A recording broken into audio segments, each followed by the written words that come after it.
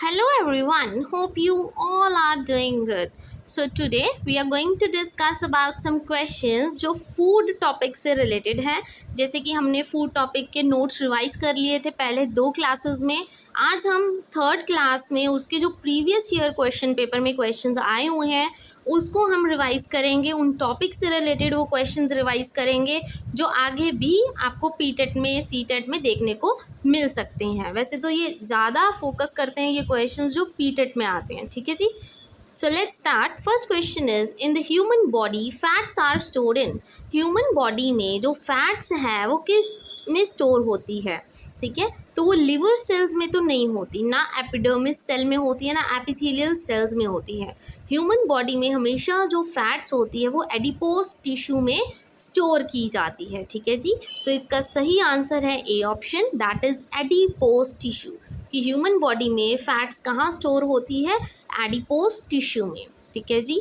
Now comes up with the second question. इनमें से कौन सा एसिड ऐसा है जो विटामिन सी में प्रेजेंट होता है. जब हमने विटामिन सी के बारे में पढ़ा था तो हमने पढ़ा था कि विटामिन सी है जो मोस्टली खट्टे एसिड्स होते हैं और खट्टे जो नींबू वगैरह में पाए जाते हैं, और उन एसिड्स को क्या बोला जाता है, एस्कॉर्बिक एसिड बोला जाता है. ठीक है जी, एस्कॉर्बिक एसिड बोला जाता है. तो बी ऑप्शन बिल्कुल करेक्ट है. Now comes up with the third question. Which of the following deficiencies of food causes night blindness disease? Night blindness disease कौन से विटामिन की कमी से होती है. देखो, प्रोटीन की कमी से तो नहीं होती. ठीक है जी. फैट से नाइट ब्लाइंडनेस थोड़ा होगी. ठीक है, विटामिन सी से भी नहीं होती क्योंकि सी से तो स्कर्वे होता है. तो बचा क्या हमारे पास, विटामिन ए. विटामिन ए से क्या होता है, नाइट ब्लाइंडनेस. मतलब रात को धुंधला दिखना स्टार्ट हो जाता है, उसको क्या बोलते हैं हम, नाइट ब्लाइंडनेस बोलते हैं, और वो विटामिन ए की कमी से होती है. ठीक है जी. Now comes with the next question. इनमें से स्टेटमेंट्स दी हुई हैं, एक ए स्टेटमेंट है, एक बी स्टेटमेंट है. ए में उन्होंने बोला कि जो अनीमिया है वो डेफिशिएंसी डिसीज़ है आयरन की. तो देखिए, ये तो बिल्कुल सही बात है, ट्रू है कि आयरन की कमी से क्या होता है, अनीमिया होता है. सेकंड उन्होंने क्या बोला, anaemia causes weakness and fatigue. ये भी बिल्कुल सही बात है क्योंकि देखिए आयरन की कमी से अनीमिया होगा, और अनीमिया में क्या होता है कि बॉडी बहुत ज़्यादा वीक हो जाती है और फटीग हो जाती है. तो दोनों ही स्टेटमेंट्स करेक्ट हैं, तो इसका डी ऑप्शन बिल्कुल करेक्ट होगा, that both A and B are correct. ठीक है जी. Now comes with the next question. इस क्वेश्चन को ध्यान से देखिएगा कि हमारे पास एक टेबल है, इन्होंने मिनरल्स दिए हैं, डेफिशिएंसी डिसीज़ दी है, सिम्टम्स दिए हैं. ठीक है, इन्होंने मिनरल बोला कैल्शियम, और डेफिशिएंसी डिसीज़ कैल्शियम की कमी से कौन सी होगी ये पता होनी चाहिए. सेकंड बी मतलब मिनरल बताया नहीं गया, और उन्होंने बोला कि डिसीज़ होती है ग्वाइटर. तो ग्वाइटर किस चीज़ की कमी से होती है, हम सबको पता है, जब आयोडीन की कमी से क्या होता है, ग्वाइटर होता है. ठीक है, आयरन की कमी से अनीमिया होता है, आयोडीन की कमी से ग्वाइटर होता है. तो देखिए आयरन ऑप्शन तो बिल्कुल ही कट जाएगा. फर्स्ट में भी आयरन ऑप्शन है, ये भी बिल्कुल कट जाएगा. बचा क्या हमारे पास कि बी वाला क्या है, आयोडीन, क्योंकि आयोडीन की कमी से ग्वाइटर होता है, और कैल्शियम की कमी से क्या होती है हमारे पास, ऑस्टियोपोरोसिस, हड्डियों की बीमारी. ठीक है जी. I hope this is clear. कई बार क्या होता है कि फर्स्ट ऑप्शन, जैसे मैं कंफ्यूज हो गई खुद कि कैल्शियम की कमी से इसमें से कौन सा ऑप्शन आएगा, तो फिर मैंने क्या किया, बी वाले ऑप्शन पे गई मैंने देखा कि ग्वाइटर तो मुझे पता था कि आयोडीन की कमी से ग्वाइटर होता है. ठीक है जी. जब आपका गला है, जो नेक है ना, वो स्वेल हो जाता है, बुरी तरह से सूज जाता है, उसको बोलते हैं ग्वाइटर. तो वो किसकी कमी से होता है, आयोडीन की कमी से. तो ऐसे आप आंसर्स बना सकते हैं. ठीक है जी. अब आते हैं नेक्स्ट क्वेश्चन पे. ये हमने बहुत बार रिपीट भी किया है, अच्छे से ध्यान से देखना, समझाया भी था इस टॉपिक को मैंने, कि adding the salt and sugar to the food substance. जब हम किसी भी खाने की चीज़ को, प्रिजर्वेशन वाले टॉपिक में से है ये, प्रिजर्व करना मतलब प्रोटेक्ट करना, कि जब भी हम क्या करते हैं, खाने वाली चीज़ में सॉल्ट या शुगर मिला देते हैं, in preserving them for longer duration, ताकि वो ज़्यादा देर तक चले. क्यों कि जो एक्सेस सॉल्ट एंड शुगर है, ज़्यादा सॉल्ट और शुगर है, वो क्या करते हैं, causes rupturing of microbial cells को तोड़ देते हैं. नहीं, ये तो बिल्कुल गलत है. उनकी शेप चेंज करते हैं, ये भी गलत है. वाटर रिमूव कर देते हैं, नहीं, हम तो पहले ही सूखी चीज़ में डालते हैं ना उस चीज़ को प्रिजर्व करने के लिए. तो क्या होता है, प्लाज्मोलाइज कर देते हैं वो हमारे माइक्रोबियल सेल्स को. एंड ये क्वेश्चन 101% श्योरिटी है, हमेशा चेंज होके आता है, और ये क्वेश्चन का आंसर एग्जैक्ट प्लाज्मोलाइसिस ही रहता है. ठीक है, बहुत बार ये क्वेश्चन आया है और बहुत बार कन्फ्यूजन भी क्रिएट की है इस क्वेश्चन ने, तो इसको ध्यान से देखना। प्लाज्मोलाइजेस द माइक्रोबियल सेल्स, ठीक है। Next question, the minerals that are required in the right amount for proper functioning of the muscles के लिए हमें प्रॉपर फंक्शनिंग ऑफ मसल्स के लिए कौन सी मिनरल्स ज़्यादा चाहिए? आयरन आयोडीन नहीं, आयरन कैल्शियम नहीं, आयोडीन फ्लोरीन नहीं, हमें सोडियम और पोटाशियम प्रॉपर मात्रा में चाहिए, क्योंकि जो मसल्स की फंक्शनिंग होती है वो प्रॉपर सोडियम और पोटाशियम प्रॉपर चाहिए उनको मिनरल्स, ठीक है, तभी हमारे जो मसल्स हैं वो प्रॉपर फंक्शन आउट करते हैं।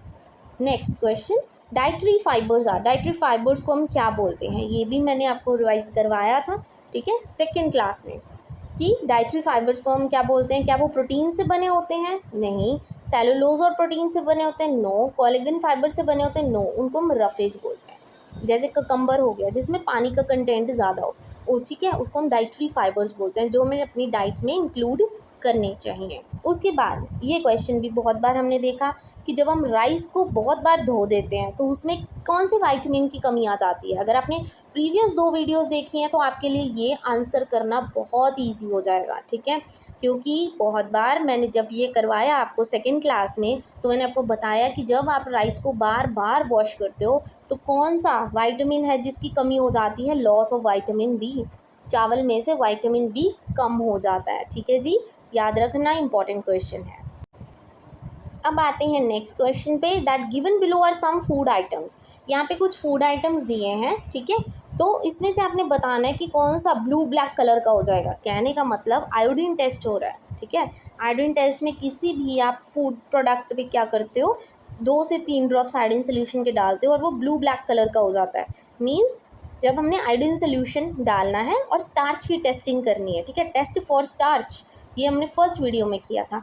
और कुछ आइटम्स जैसे कि स्टार्टिंग में ही मैंने बताई थी, जैसे ब्रेड स्लाइस हो गए, पोटैटोज़ हो गए, राइस हो गए, सिर्फ ये 3 चीज़ें हैं जिस पे ये स्टार्च टेस्ट किया जाता है हमेशा, पोटैटो, राइस एंड ब्रेड।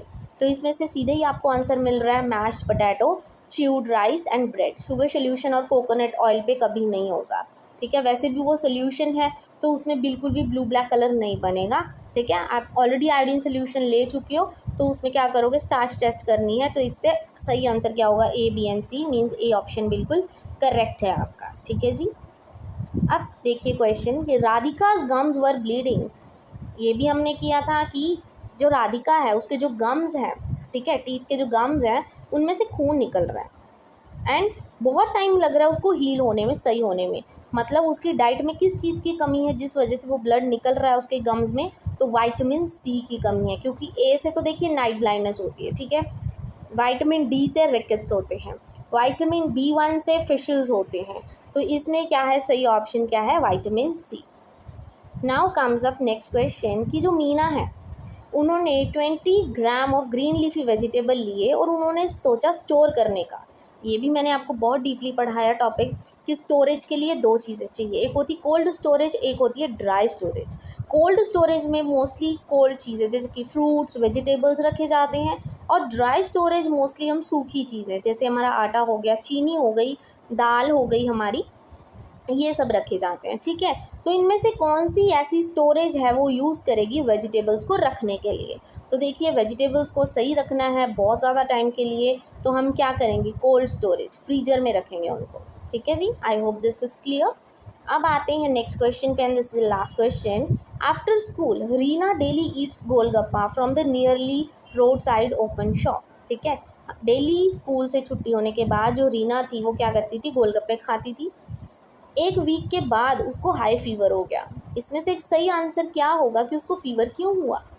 पहली चीज़, अनहाइजीनिक फूड, ये तो हमें पता ही है। देखो आप स्टॉल्स वगैरह रेडियों पे जाके खाते हो जो रोड साइड पे होती हैं, उसमें मिट्टी, इतनी मक्खियाँ वगैरह घूमती होती है, तो वो अनहाइजीनिक तो है ही है, तो ए ऑप्शन बिल्कुल करेक्ट है, ठीक है। Then food expose to dust and flies, ये भी है, मक्खियाँ वगैरह भिन भिन आती रहती हैं तो खाना तो गंदा हो गई। अनवॉश्ड रॉ फूड मटेरियल कई बार होता है वो गोलगप्पे में, जैसे आलू डालते हैं, चने डालते हैं, तो कई बार वो प्रॉपरली वॉश्ड नहीं होता या गंदा होता है। लो इम्यून सिस्टम, नहीं, ये तो उसके इम्यून सिस्टम की बात हुई ना। अगर इतना ही लो था तो पहले क्यों गोलगप्पे खाए उसमें? ठीक है, तो इसका सही ऑप्शन क्या है, A, B and C. I hope this is clear.